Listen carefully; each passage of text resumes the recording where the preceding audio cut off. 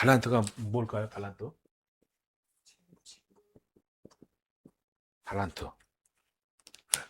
재능 또는 뭐 은사? 예. 요것이 이제 조금 이 의미 바뀌어서 이제 탤런트라 그랬죠. 탤런트. 요즘은 이제 연예인, 뭐 이렇게 얘기하죠. 그래서 어떠한 한 분야에 좀 특출한 재능이 있고 어떠한 잘하는 부분이 있는 사람을 이제 탤런트. 그 어원은 이제 달란트죠. 근데 실질적으로 이 달란트는 뭐냐면 화폐 단위다 이게 화폐 단위.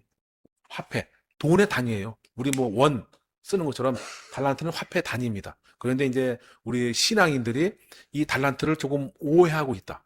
그래서 달란트 감당하라. 달란트 감당해야 된다 그래요. 그럼 바꿔서 말하면 돈을 감당해라.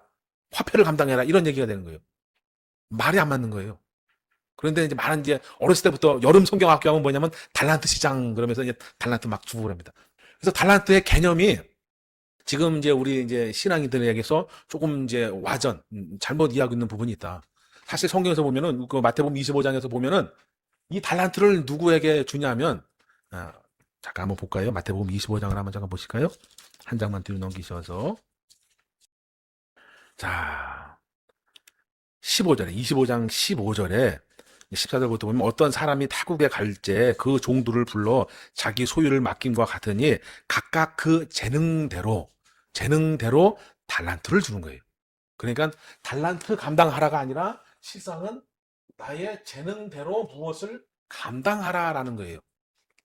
재능이 주가 되는 거고 달란트는 하나님이 이 재능을 잘 감당할 수 있도록 힘을 실어주겠다라는 얘기가 되는 거예요. 그러니까 달란트 감당하세요 이게 아니라 재능 감당하세요 이렇게 말을 하셔야 되는 거다라는. 그리고 실질적으로 원어적으로 봐도 이 달란트는 달란톤 그래요. 달란톤. 그래서 뭐냐면 무게, 균형 뭐 이런 의미를 가지고 있고 실질적으로는 이제 화폐의 단위이고 하지만 재능은 이제 디나미스 그래가지고 능력, 힘, 권력, 세력 이런 의미를 가지고 있다 이게. 그래서 지금 우리가 생각하는 달란트가 실질적으로는 재능의 의미가 더 가까운 거예요. 그러니까 여러분은 재능이 있으십니까? 없으십니까? 각각 다 재능이 있어요.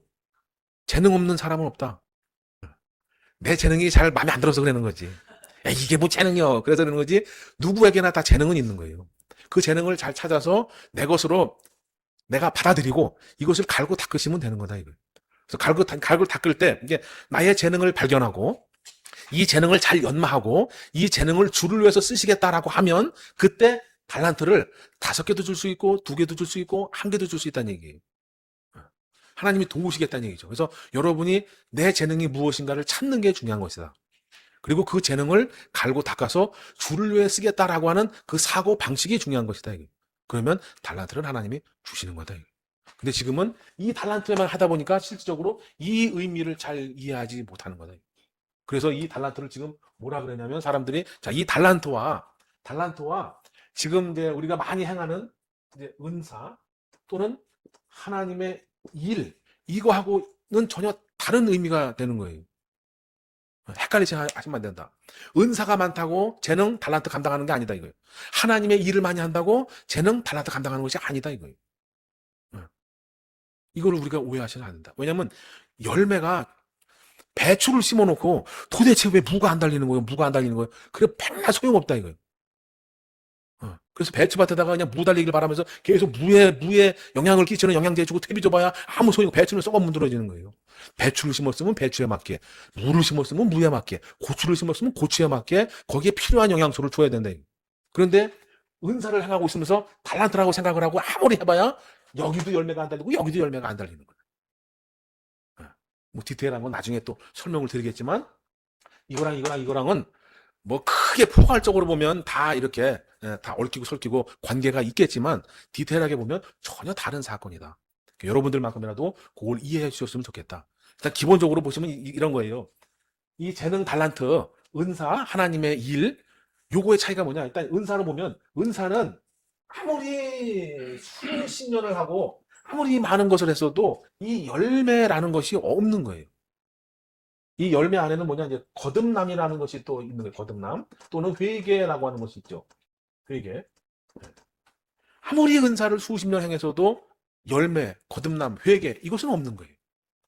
하지만 재능, 달란트 이것은 열매가 있고 거듭남이 있고 회개가 있다.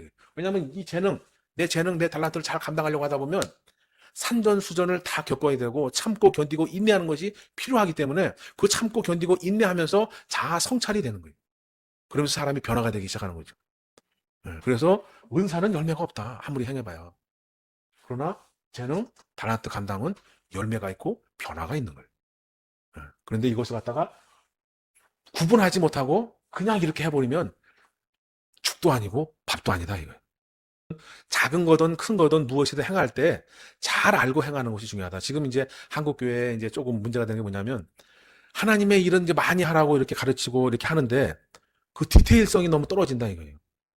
그냥 뭔가 막 우르르 몰려가서 뭘 하고 막 우르르 몰려가서 뭘 하는데 사실 돌아서 보고 나면 나에게 이득되는 건 아무것도 교회는 뭐가 되겠죠, 그죠?